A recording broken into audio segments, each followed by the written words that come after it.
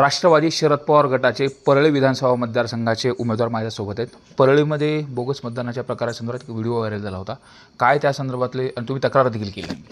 आम्ही तक्रार केली, पण तक्रार केलेली सुद्धा अधिकाऱ्यांनी सांगितलं की तुम्ही तक्रार कुठल्या आधारे केली. नेहमीच की कसं असतं, बोगस मताचं केंद्र हे झालेलं परळी आहे.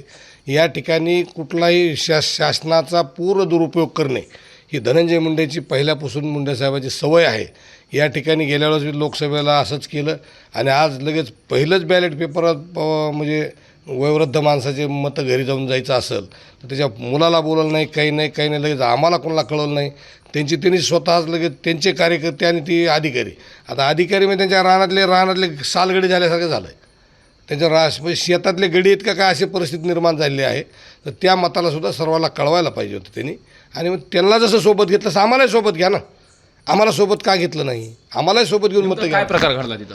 त्यांनी काय केलं की त्याचा मुलगा नाही, काही नाही तिथे हे शिलो आंब्यामध्ये एक राजीभाऊ आवताडे आणि त्यांच्या कार्यकर्त्यांनी जाऊन काही म्हाताऱ्या माणसाचं काही आमिष दाखवून आपलं त्यांनी स्वतःच ती मतं करेक्ट करायचा प्रयत्न केला. आता अशा पद्धतीचा प्रकार रोखण्यासाठी काय निवडणूक आयोगाकडे मागणी असेल आणि तुम्ही तक्रार देखील केली, यावरती काय दखल वगैरे घेतली गेली का? आणि आता तुमची नेमकी जे मुख्य निवडणूक आयोग त्यांच्याकडे काय मागणी असेल? आता आम्ही हाच प्रकार बघून आता आम्ही उद्याच्याला जाणार आहेत. उद्याला आम्ही सांगणार की ते 122 बूथवर आता जे पुलिंग एजंट बसतात ते रूमच्या बाहेर बसले पाहिजेत. पुलिंग एजंटला तसं रूममध्ये बसायचा अधिकारच नाही आणि एक माणूस बटन दाबणार नाही. प्रत्येक मतदाराला स्वतःचं मत करायचा अधिकार द्या, ही आमची प्रामाणिक मागणी आहे, रास्त मागणी आहे. आमचं मत एवढंच आहे की आम्हाला फक्त मतदान करू द्या. कुणाला ते जनतेनं कुणाला करायचं ते करू द्या. फक्त त्या सर्वसामान्य माणसाला, तिथं गरीब गोर माणसाला, मागासवर्गीय लोकांना, अल्पसंख्याक माणसांना, मराठा समाजाला मतं करू दिले पाहिजेत. तर मतं फक्त करू द्या एवढीच आमची विनंती. आमचं काही दुसरी मागणी नाही. नेमकं करू देत नाहीत का? आणि या अगोदरचा अनुभव कसा आहे? मतालाच मध्ये येऊ देत नाहीत. जिथं त्यांचं जरा मनगटशाही आहे, दादागिरी, सगळं प्रशासन त्यांचंच आहेत, सगळे पोलीस त्यांचेच, PSIच कार्यकर्ता राहील काम करतो.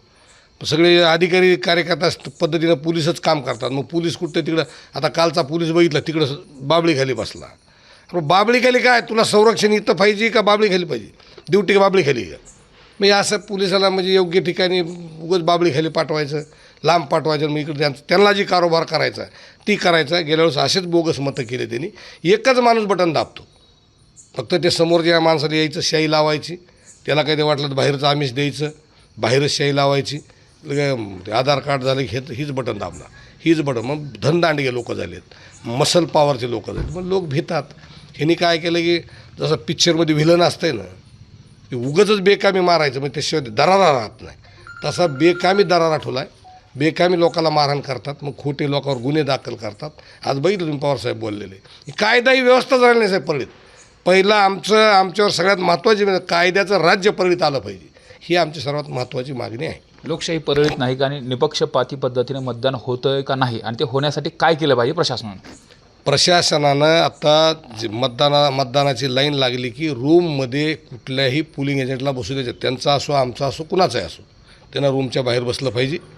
आणि मध्ये गेलेला माणूस हा, ज्याला कुणाला त्याला मतदान करायचं त्याला लोकशाही पद्धतीने मतदान करू दिलं पाहिजे, एवढीच आमची रास्त मागणी. नेमकं काय आव्हान असेल मतदारांना आणि कशा पद्धतीने तुम्ही धनंजय मुंडेंच्या संदर्भामध्ये, आता पवारसाहेबांनीसुद्धा पराभव करण्यासंदर्भात सांगितलं, ज्यांनी पक्ष फोडला अशा पद्धतीने देखील टीका केली होती. आता कशी तुमची प्लॅनिंग ठरली? आमचं परळीकरांना आणि मतदाराला एकच नंबर विनंती आहे की परळीमध्ये कायद्याचं राज्य आलं पाहिजे. सुशिक्षित बेरोजगारला काही नोकऱ्या लागल्या पाहिजे, सुशिक्षित बेरोजगार काही उद्योगधंदे नवीन निर्माण झाले पाहिजे. तुम्ही परवाचंच उदाहरण घ्या, धर्मापुरीला एका बँक मॅनेजरला एवढं मारलं कुत्रेवणी, प्रचंड मारलं. तर त्यांनी काय केलं, महाराष्ट्र बँक तिथली बंद झाली. आज 2 महिन्यांना बँक बंद आहे ती.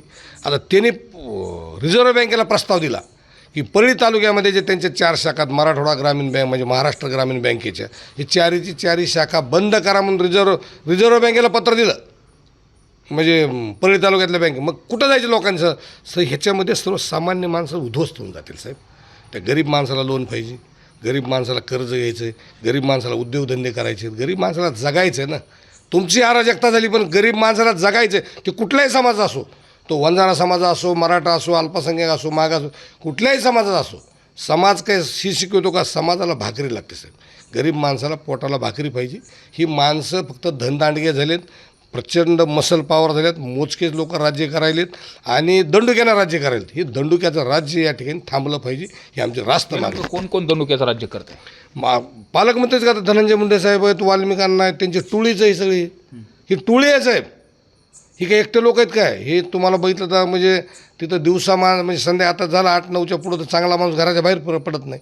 ही टोळी झाली यांची साहेब, या टोळीची दहशत आहे तिथं. आणि याला पर्याय कसं देणार तुम्ही? याला पर्याय 2000 उद्या 23 तारखेला महाराष्ट्रात महाविकास आघाडीचं सरकार 100% येणार आहे. आणि 100% सरकार आल्यानंतर या ठिकाणी संपूर्ण कायद्याचं राज्य, सर्वसामान्य माणसाला मी सांगतो, मोकळ्या वाटतात जागा, मोकळा श्वास घ्या, अतिशय चांगला आनंदानं राहा. प्रत्येक माणसाला सगळं लोकशाहीतले सगळे अधिकार असावेत, त्याला मोकळं जगता आलं पाहिजे. अनावश्यक आम्ही खोटे गुन्हे कुणावर दाखल करणार नाहीत. सगळ्यात महत्त्वाचा, खोटा गुन्हा दाखल करणार नाहीत. व्यापारपेठ मजबूत असली पाहिजे, तिथं काय बढावा देता येते ती दिला पाहिजे. आज व्यापारपेठेमध्ये असं आहे की ही सगळे धनदांडगे लोक जातात, एखाद्यानं घेतलं उधार की निघाला ते, तर टोळीतला माणूस गेला की माणूस काहीच बोलत नाही. त्यानं उधार घेऊन गेला, त्याला म्हणायचं काय? नाही तर मग त्याला मारतात पुन्हा. मग त्याच्यामध्ये नमस्कार साहेब नमस्कार, ते सगळं असं ही जी चाललं आहे, अराजकता जी चालली, ही आम्ही बंद करणार. खोटा गुन्हा दाखल करणार नाहीत आणि कायद्याचं राज्य आणि मोकळा व्यापाऱ्यांना मोकळा श्वास घेण्यासाठी आम्ही परळीकरांना व्यवस्थित चांगल्या पद्धतीने मदत करू.